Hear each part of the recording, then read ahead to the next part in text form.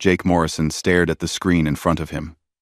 The coffee in his cup had gone cold hours ago, but he didn't care. Something was out there in the dark, and his sensors had picked it up. The Wanderer drifted through space at a steady pace. It wasn't much of a ship.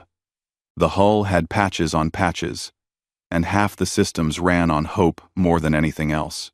But it was his, and it kept him alive while he searched for salvage in the outer reaches of known space. The distress beacon was weak. Most people would have missed it. Most people would have reported it and moved on. Jake wasn't most people. He leaned forward and adjusted the controls. The beacon grew stronger as he got closer. Through the viewport, he could see debris floating in the black. Metal twisted into strange shapes, pieces of something that used to be whole. Then he saw the ship. It hung in space like a broken bird. The design was nothing Jake recognized. Elegant curves and smooth lines that human engineers never used. But elegant or not, it was dying. Atmosphere leaked from a dozen holes. The lights inside flickered weakly. Jake knew he should call it in. Let the proper authorities handle it. But something in his gut told him to check it first. The beacon was still active. That meant power. Power meant life support. Life support meant someone might still be alive. He brought the Wanderer alongside the wreck and extended the docking tube. It took 3 tries to get a seal. The hull was damaged worse than it looked. When the connection finally held, Jake grabbed his emergency kit and headed for the airlock. The air that came through when he opened the inner door was thin and cold. Jake pulled on his breath, mask, and stepped into the alien ship. Bodies lay everywhere. Jake had seen death before. Space was not kind to those who traveled through it. But this was different. These people hadn't died from an accident. They had been killed. Blast marks scorched the walls. The smell of burnt metal and worse things filled the air. He moved carefully through the corridors. His boots crunched on broken glass and debris. Every few steps, he stopped to listen. The ship groaned around him. Somewhere deep inside, something was still working. A hum of machinery that refused to die. The bodies were all the same species, tall and thin, with pale blue skin and large eyes. They wore armor that hadn't been enough to save them. Jake felt a weight in his chest as he passed them. Someone's friends. Someone's family. His scanner beeped. A life sign. Faint, but steady. Jake followed the signal deeper into the ship. He found himself in front of a heavy door. It was sealed tight, but the lock had been damaged. He could see light through the cracks around the edges. He pulled out his cutting torch and went to work. 10 minutes later, the door fell inward with a crash. Jake stepped through and found himself in a small chamber. It looked like a panic room. Supplies lined the walls. A medical station blinked in the corner, and on the floor, curled up against the far wall, was a girl. She was young. Maybe 20 in human years, though Jake had no idea how her species aged. She wore clothes that looked expensive, covered in patterns that might have been decorations or might have been words. Her blue skin was darker than the others he had seen, almost purple in the dim light. Blood matted her silver hair. Her eyes snapped open when she heard him. They were golden, like coins catching sunlight. For a moment, they just stared at each other. Then she screamed. Jake held up his hands. "Hey! Hey! It's okay! I'm not going to hurt you!" She pressed herself against the wall. Her hands shook as she reached for something on her belt. A weapon, maybe. But her fingers wouldn't work right. She was too weak.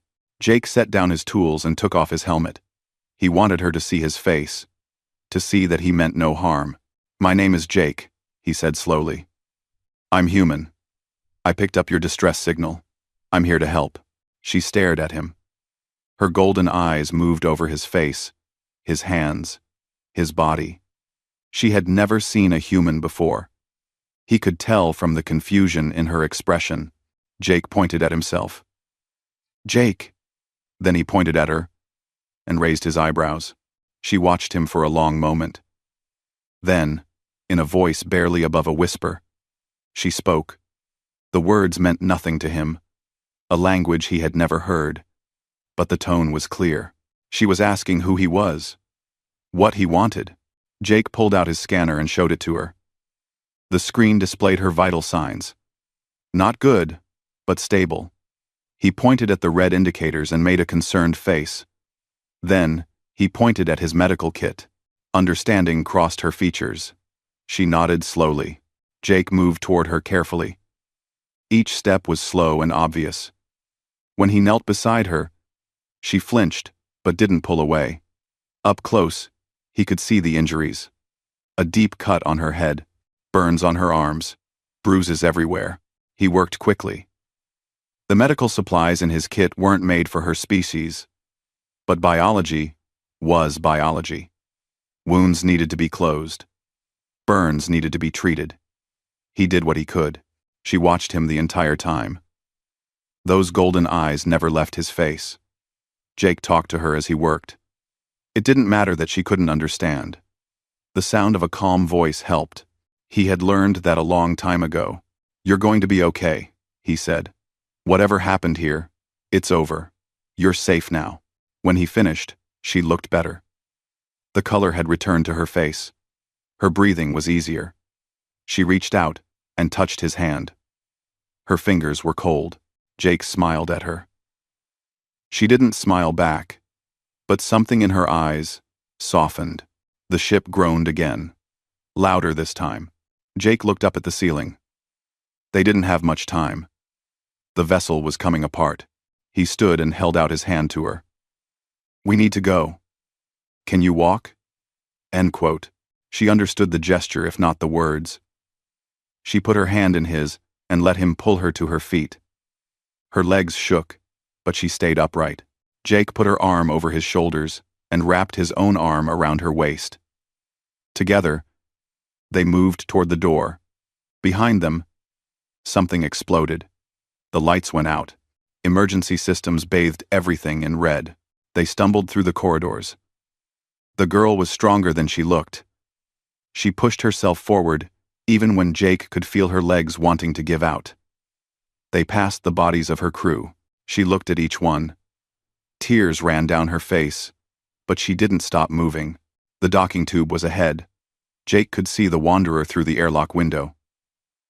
Another explosion rocked the ship. They fell forward. Jake caught himself on the wall and held on to the girl. Debris rained down around them. "Come on," Jake shouted.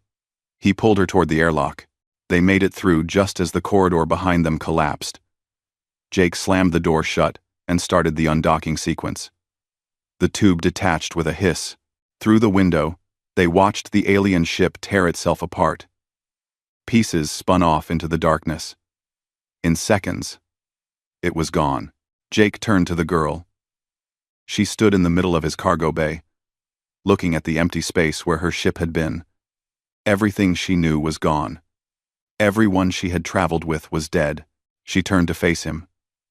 Those golden eyes met his, and then she said something in her language. Jake didn't need a translation to understand. "Thank you." The alarm woke Jake from a restless sleep. He rolled out of his bunk and rushed to the cockpit. The scanner showed 3 ships behind them. Fast ones. And they were getting closer. Jake cursed under his breath. He had hoped they had more time. The girl, whose name he still didn't know, appeared in the doorway. She looked much better after a day of rest. The wounds on her face were healing. But when she saw the screen, fear flashed in her golden eyes. She pointed at the approaching ships and spoke rapidly in her language. Jake didn't understand the words, but the message was clear. Those ships were bad news. "Yeah, I got that," Jake muttered. He pushed the engines as hard as they would go. The Wanderer wasn't built for speed, but she could move when she needed to. The girl sat in the co-pilot seat. She watched Jake's hands move over the controls. Her fingers tapped nervously on the armrest. Jake pulled up a star chart. There was an asteroid field ahead, dense enough to hide in, dangerous enough that most pilots would think twice about following. Jake had never been like most pilots. He angled the ship toward the field. The girl gripped the armrest tighter. Behind them, the pursuing ships matched their course. The first asteroids appeared on the view screen. Huge rocks tumbling through space. Jake dove between them without slowing down. The girl made a sound that might have been a prayer in her language. Jake grinned. Hold on. This gets fun. He twisted the ship left, then right, then dropped down suddenly. An asteroid the size of a building passed overhead. The Wanderer's hull scraped against a smaller rock. Sparks flew past the window. The pursuing ships followed. They were better equipped than the Wanderer. Newer. Faster. But Jake knew his ship. Every rattle. Every weakness. Every trick she could pull.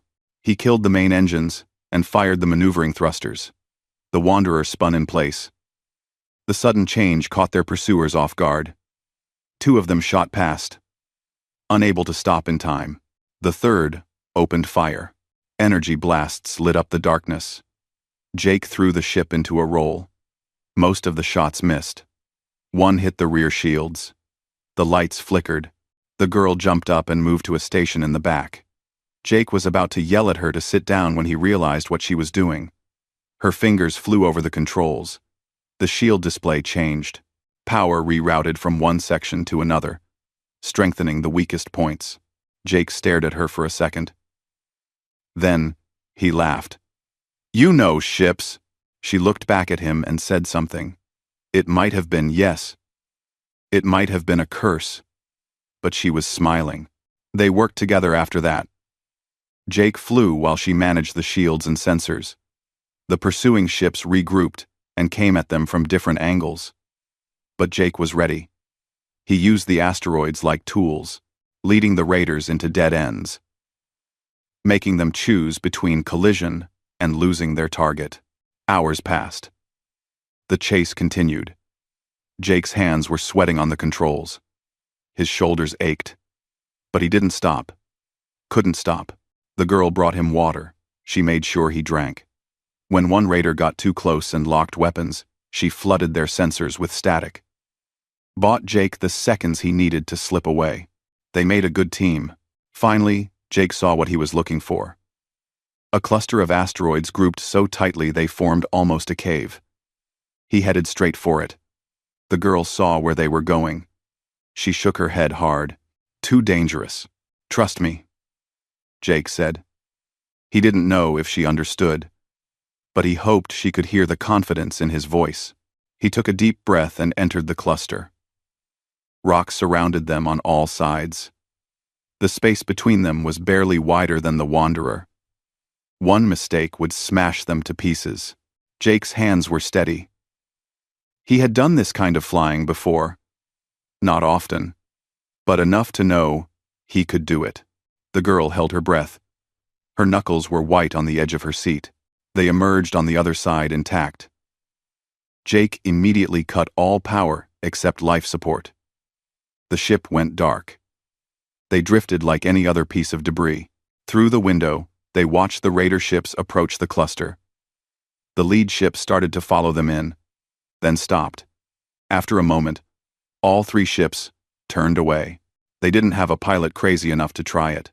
Jake and the girl sat in silence for several minutes. Then she turned to him and spoke. This time, Jake had his translator ready. He had spent the previous evening programming it with samples of her language from the ship's computer. You are insane, the device said in a flat voice. Jake laughed. Yeah, probably. She was quiet for a moment. Then she spoke again. The translator worked harder this time, stumbling over unfamiliar words. My name is Lyria. I am of the Vilarin. My mother is the sovereign, the ruler of many worlds. The raiders wanted to capture me, to use me against my people. My guards died protecting me.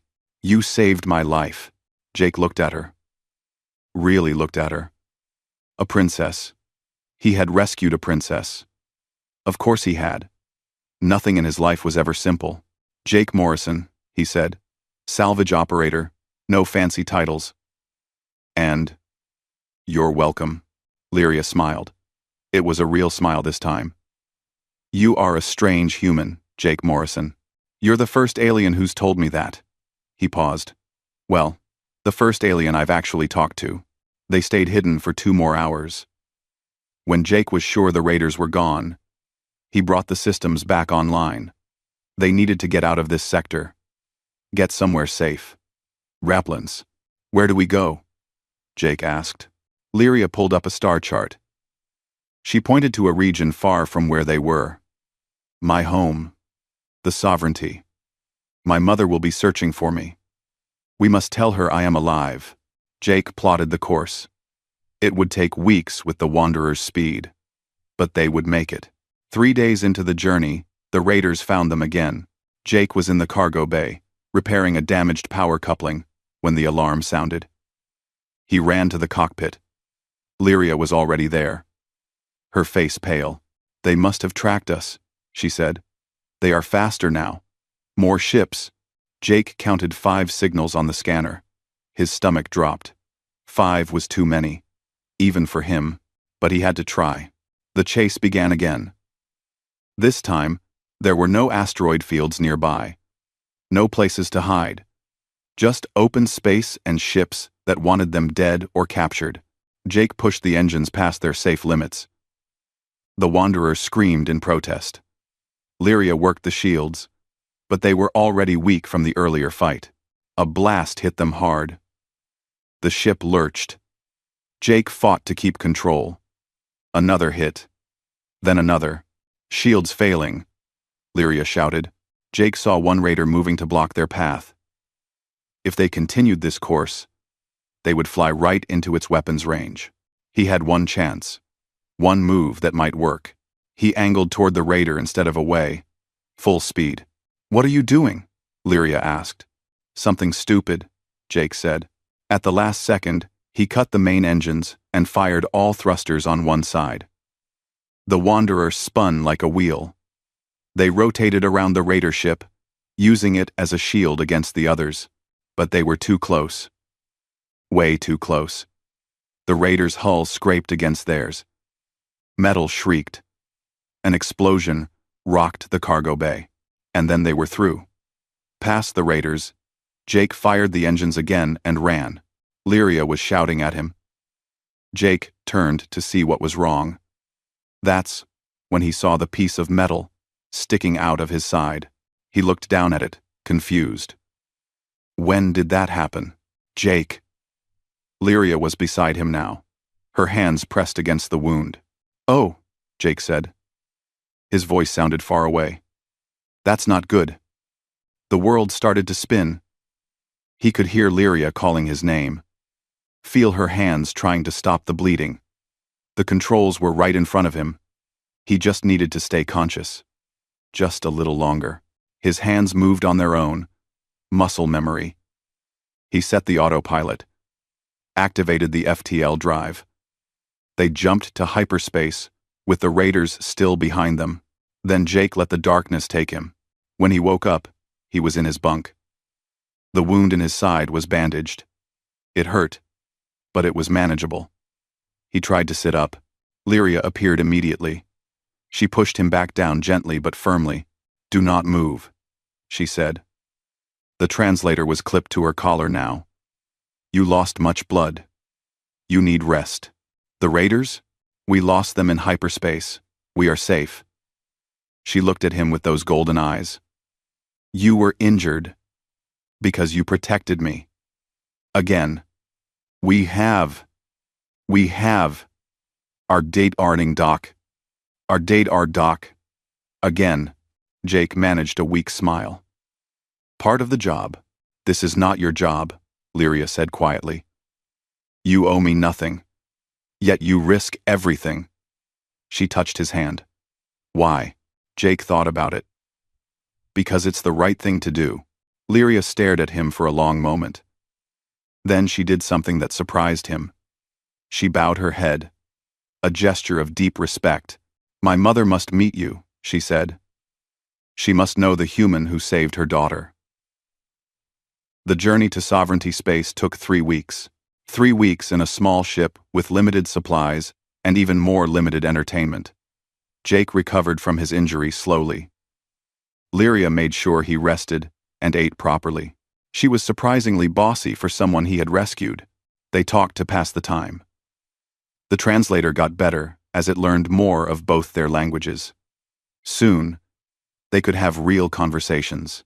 Lyria asked about Earth, about humanity. Jake told her what he knew. The history of wars and peace. The struggle to reach space. The discovery that they were not alone in the universe.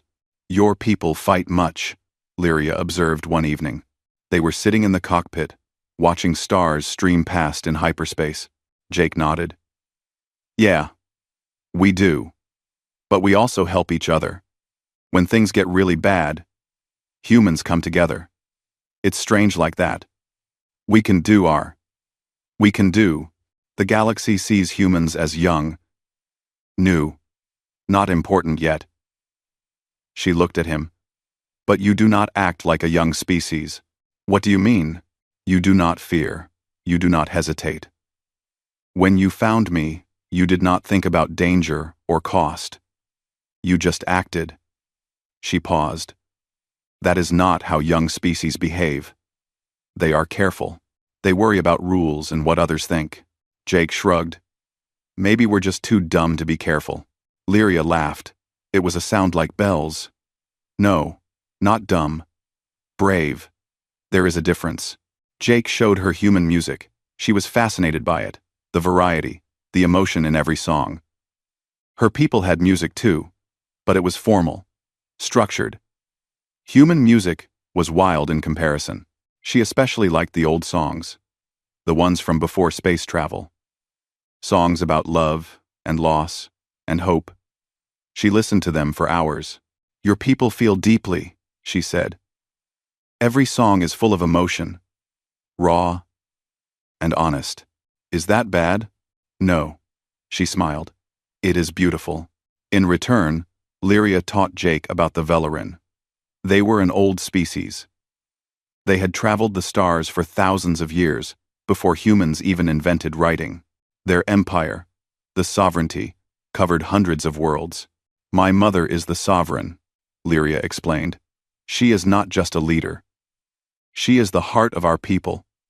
When she speaks, we listen. When she decides, we obey." "Sounds like a lot of pressure," Jake said. "It is. My mother has ruled for 300 years. She has seen civilizations rise and fall. She is wise beyond measure." Lyria looked out the window. "She is also my mother, and she will be worried sick about me." Jake tried to imagine living for 300 years. Watching the universe change around you. It was too big to understand.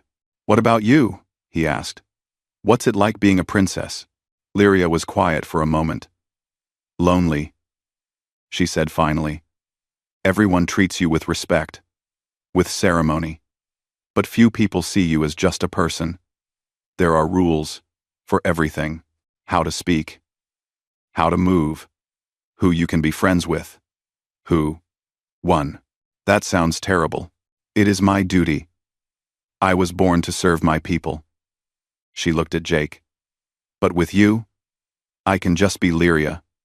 Not a princess. Just a person. It is nice." Jake felt something warm in his chest. "You're always just Lyria to me." Days passed. Jake taught Lyria how to play cards with a deck he found in storage. She was terrible at it at first, but she learned fast. Soon she was beating him more often than not. "You cheat," Jake accused after she won 5 games in a row. "I do not cheat. I simply pay attention." She grinned. "You have a tell. When you have a good hand, you tap your fingers." Jake looked down at his hand. He had been tapping. Damn. They laughed together. In that moment, it was easy to forget that she was royalty from a powerful empire, and he was just a salvage operator. They were just two people, enjoying each other's company. But reality came back when they entered sovereignty space. The sensors picked up multiple ships immediately. Big ones. Warships that could turn the Wanderer into dust without effort. Jake's hands hovered over the weapons controls. Not that his weapons would do anything against those ships, but it made him feel better. Wait, Lyria said. She moved to the communication station and entered a series of codes. Then she spoke in her own language. Fast and commanding, the view screen lit up. A Velarin face appeared. Male, with decorations that marked him as military. His eyes widened when he saw Lyria. They spoke for several minutes. Jake couldn't follow the conversation, but he saw the officer's expression change from shock to relief to something like anger. Not at Lyria. At whoever had attacked her. Lyria switched to translated speech. Captain Kern will escort us to Velarin Prime. His fleet will protect us. Fleet? Jake asked. Lyria pointed at the sensors. The 3 ships they had detected were now 30. They appeared from nowhere, dropping their stealth fields. They formed a perfect formation around the Wanderer. Jake whistled low. That's a lot of firepower. I am the daughter of the Sovereign, Lyria said simply. This is the appropriate response. For the first time, Jake truly understood who he had rescued. Not just a princess. The daughter of the most powerful leader in this part of the galaxy. The weight of it settled on his shoulders. The fleet escorted them for 2 days. Jake had never felt so small. Each of those warships was 100 times the size of the Wanderer. They moved with perfect precision. A show of power and discipline. Finally, they arrived at Velarin Prime. Jake had seen pictures of alien worlds before, images from probes and distant scans. Nothing prepared him for this. The planet glowed like a jewel, blue and green and white, but surrounding it were structures that defied description, orbital habitats that could hold millions, shipyards where vessels larger than cities were being built, defense platforms that could crack a moon. This is your home? Jake asked, his voice barely above a whisper. Yes, Lyria stood beside him at the window. This is the heart of the sovereignty. As they descended toward the planet, Jake saw more wonders. Cities that blended nature and technology. Gardens floating in the sky. Buildings that looked like they were made of light. The Wanderer landed at a private spaceport. Through the window, Jake could see hundreds of Velarin waiting. Soldiers in formation. Officials in ceremonial robes. And at the front, a group that radiated importance. The Royal Guard, Lyria said. And my sisters. They came to meet us. Rate. Jake felt his stomach twist. Maybe I should stay on the ship.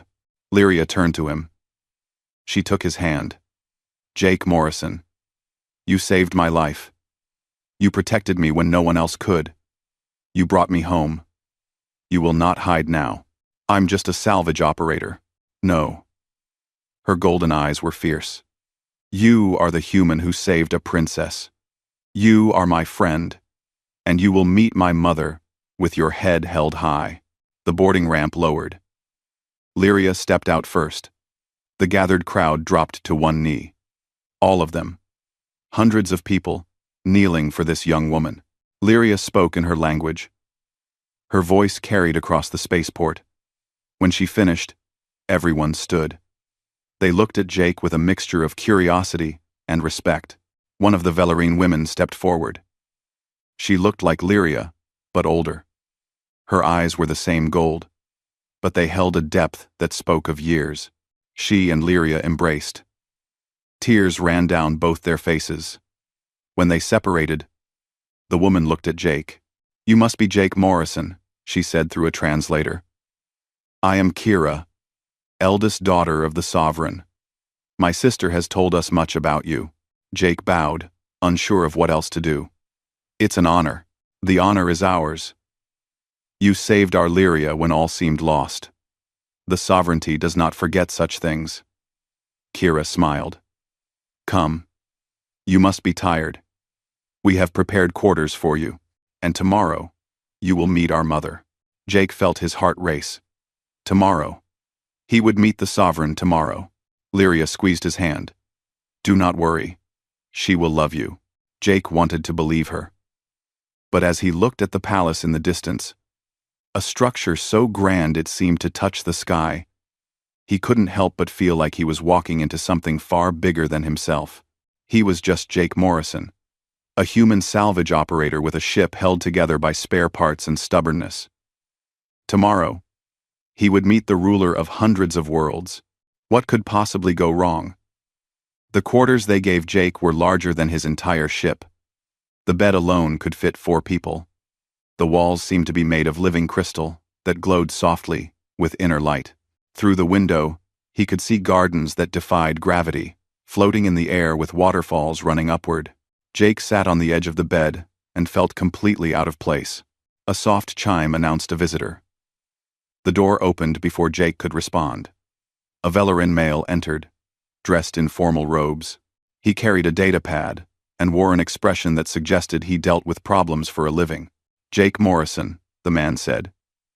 His translator was much better than the one Jake had used. I am Vorin, Chief of Protocol.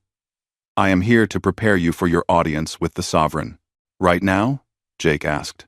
I thought that was tomorrow. The preparation is now. The audience is tomorrow. Vorin gestured to a chair. Please sit. We have much to discuss. For the next 2 hours, Vorin explained the proper way to meet the Sovereign, how to bow, when to speak, what topics to avoid. The list seemed endless. You must not turn your back on the Sovereign, Vorin said. When you leave, you walk backward until you reach the door. Walk backward? Jake repeated. Try not to trip.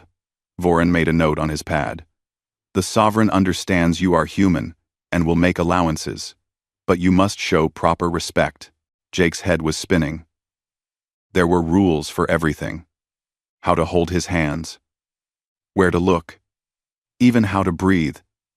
Seemed to have protocol attached to it. This is crazy, Jake muttered. Vorin looked up. The Sovereign is the heart of our people. Meeting her is the highest honor most Velarin will ever receive. For an outsider, it is unprecedented. You must do this correctly. What if I mess up? Then you will embarrass yourself, your species, and Princess Lyria, who vouched for you. Vorin's expression softened slightly. But I do not think you will fail. The princess speaks highly of you. She says, you do not give up. Jake took a deep breath. Okay. Let's go through it again. They practiced until Jake's legs ached from bowing. Vorin was patient, but demanding. Every movement had to be perfect. Every word had to be chosen with care. When Vorin finally left, Jake collapsed on the bed. He stared at the ceiling and wondered what he had gotten himself into. A different chime woke him the next morning. Attendants entered with breakfast and clothes. The outfit they brought was simple but elegant. Dark blue fabric that felt like silk but stronger. It fit perfectly, which made Jake wonder how they had gotten his measurements. He ate alone. The food was strange but good. Fruits that tasted like honey. Bread that was somehow both soft and crunchy. He missed coffee, but the drink they provided was close enough. After breakfast, Vorin returned. He looked Jake over and nodded approval. You look acceptable. Now we wait. Wait for what? Princess Lyria must complete her medical examinations and debriefing. The Sovereign must hear her account of what happened. Then, if she wishes, she will summon you. If she wishes? Jake felt cold. What if she doesn't want to meet me? Vorin's expression was unreadable. Then you will be thanked, given a generous reward, and sent home. The hours crawled by. Jake tried to distract himself. He explored his quarters. Read information about Velarin history on the datapad they provided. Stared out the window at the impossible city below. Attendants brought lunch. More strange food. More time alone. He thought about Lyria. Was she okay? The medical exams would show she was healing. But what about everything else? She had watched her guards die. Been hunted across space. Nearly died multiple times. Jake knew what trauma looked like. He had his own scars from years of dangerous salvage work. But Lyria was young, sheltered. How would she handle what happened to her? Afternoon turned to evening. Still no word. Jake paced his room. 5 steps one way. 5 steps back. The crystal walls seemed to close in on him. Beautiful, prison, or not, it was still a prison. Finally, as the sun was setting, Vorin appeared again. "The Sovereign will see you tomorrow at mid-morning," he said. "Princess Lyria has completed her debriefing. She spoke to her mother about you at length. Is that good or bad? I do not know. The Sovereign keeps her thoughts private." Vorin paused at the door. "I will collect you 2 hours before the audience. Use tonight to rest. Tomorrow will be important." Jake tried to sleep but couldn't. His mind ran through everything that could go wrong. What if the Sovereign blamed him for not protecting Lyria better? What if she thought he had ulterior motives? What if bringing Lyria here had been a political disaster for humanity? He was just one person. One human who tried to do the right thing. But tomorrow, he would represent his entire species in front of one of the most powerful beings in the galaxy. Around midnight, the datapad on his desk chimed. A message. Jake grabbed it, eagerly. The text was from Lyria. "Jake, I am sorry I have not been able to see you. The doctors and advisors keep me very busy. I have told my mother everything. About how you found me. How you protected me. How you risked your life for someone you did not know." She listened carefully to every word. "Tomorrow, you will meet her. She wants to meet the human who saved her daughter's life. Don't be afraid. I will be there. You saved me when I had nothing and no one. Now let me help you. Rest well, my friend. Tomorrow, everything changes. Again. I bring." Jake read the message 3 times. His hands were shaking. Tomorrow, everything changes. What did that mean? He set the pad down and looked out the window. The city glowed in the darkness. Millions of Velarin going about their lives. None of them knew about the human in the palace. The salvage operator who somehow ended up at the center of events far beyond his understanding. Jake thought about his old life. The lonely days, searching for salvage. The quiet nights in hyperspace. It wasn't exciting, but it was safe. Simple.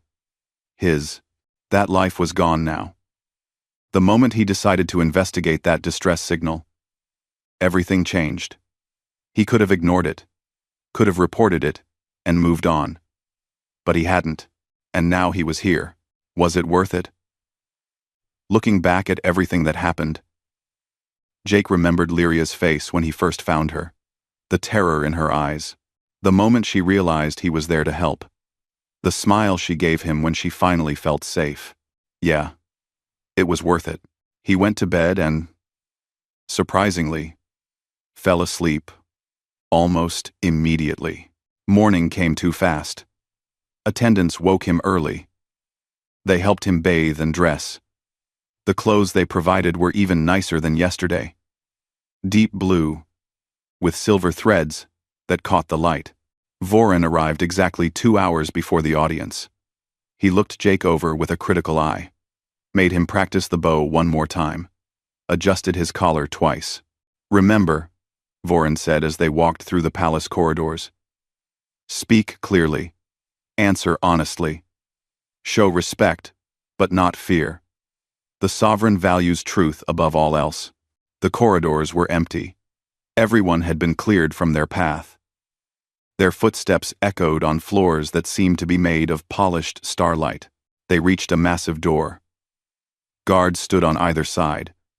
They wore armor that made them look like living statues. Their faces were hidden behind helmets. But Jake could feel their eyes on him. Vorin stopped. "Beyond this door is the throne room. The Sovereign waits inside with her court. When the doors open, you will walk to the center of the room and bow. Wait for the Sovereign to acknowledge you. Do you understand?" Jake nodded. His mouth was dry. "Good luck, Jake Morrison." Vorin stepped aside. The doors began to open. Light spilled through the widening gap. Jake heard voices. Hundreds of voices going silent as the doors revealed him. He took a deep breath. Time to meet the sovereign. Time to see if saving one person could change the fate of two civilizations. Jake stepped through the doors.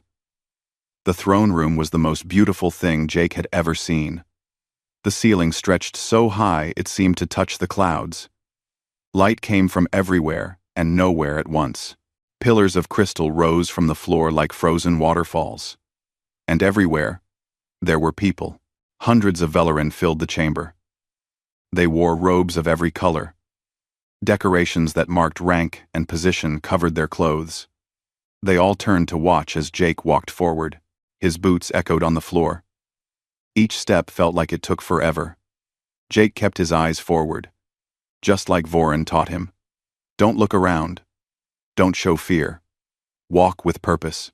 At the far end of the room, the throne sat on a raised platform. It seemed to be made of light itself, shifting and changing color with each passing moment. And sitting on that throne was the sovereign. Empress Thalanir was tall, even for a Velarin.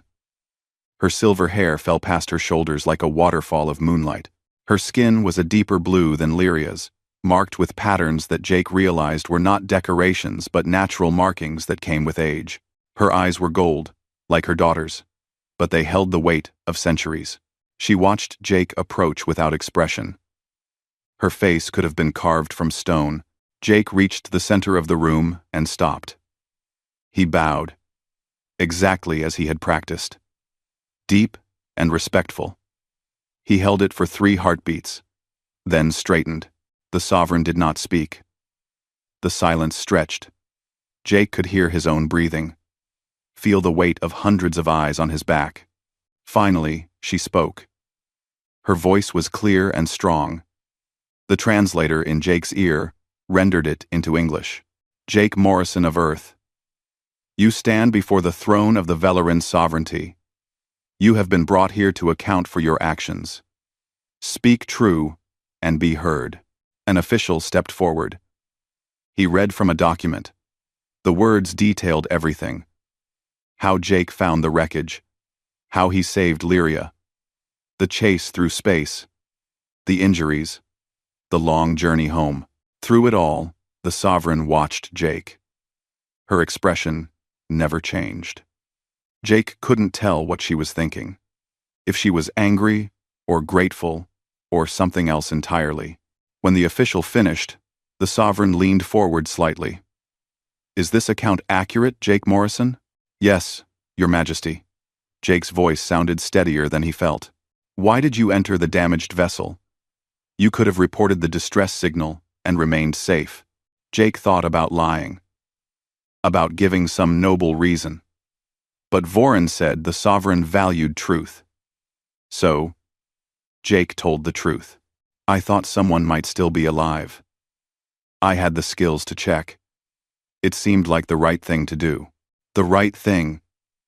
The sovereign repeated the words, like she was tasting them. You risked your life for a stranger. For someone not even of your species. Why? I. With thatted. Sampadat. With thatted why? Because she needed help. Jake met the sovereign's eyes. Because I could help. That's reason enough. A murmur ran through the crowd. The sovereign raised one hand, and silence fell instantly. You are either very brave or very foolish human. Probably both, Jake admitted. For the first time, the sovereign's expression changed. The corner of her mouth moved. Almost a smile. Almost. My daughter speaks highly of you. She says you saved her life multiple times, that you were injured protecting her, that you asked for nothing in return. I didn't do it for a reward. I know. The sovereign stood. The movement was graceful, like a dancer. That is what makes your actions remarkable. Lokes. She descended from the platform. The court watched in shock. Apparently, this wasn't normal. The sovereign walked until she stood directly in front of Jake. Up close, he could see she was taller than him by several inches. My advisors tell me humans are a young species, unimportant in the greater galaxy. They say you lack the wisdom of older civilizations. She paused. But you saved my daughter when all her guards could not. You survived where trained soldiers died. Tell me, Jake Morrison, what does that say about humanity? Jake swallowed. This felt like a test. It says we don't give up, even when things look impossible. Especially then. The sovereign studied him for a long moment. Then she turned and walked back to her throne. You may think humans are overlooked, dismissed. But I have studied your species. I know your history, the wars you fought, the challenges you overcame, the way you reach for the stars despite every reason to stay grounded. She sat down. Humanity has something the old civilizations have forgotten. You have fire. Before Jake could respond, a door on the side of the chamber opened. Lyria entered. She wore robes of deep purple and silver. Her hair was styled in an elaborate pattern. She looked every bit the princess she was. But when her eyes found Jake, she smiled. That same warm smile he had seen on the Wanderer. She walked to stand beside her mother's throne. The sovereign reached out and took her hand. My daughter has requested permission to address the court, the sovereign said. I have granted it. Lyria stepped forward. She looked at Jake, then at the assembled crowd. I wish to tell you all what happened to me, she said. Her voice was strong, clear. My ship was attacked. The raiders killed my guards. Every one of them. They died with honor, protecting me. I was alone, in the dark, injured, and afraid. I thought I would die there, that no one would find me, and that I would know. The court was completely silent. Then he came. Lyria pointed at Jake. This human. This stranger. He didn't know who I was. He didn't know what he would gain or lose. He just saw someone who needed help, and he helped. She walked toward Jake. He carried me from the wreckage. He tended my wounds, with supplies not meant for my species. He shared his food and water. When the raiders came, he put himself between me and danger. Again and again. He was hurt because of me. Her voice cracked. He could have died because of me. Lyria stopped in front of Jake. Tears ran down her face. Thank you, she said. Thank you for not giving up on me. Jake's throat was tight. Lyria, you don't need to. Yes, I do. She straightened and turned to face her mother. This is what humans are. Not primitive. Not unimportant. They are people who help when help is needed, who fight when others would flee, who care when caring costs them everything. Lyria walked to her mother's throne. She knelt beside it and looked up at the sovereign. He saved me, Mom. Her voice was barely above a whisper, but in the silent chamber, everyone heard. When I was alone, and scared, and ready to die, he saved me.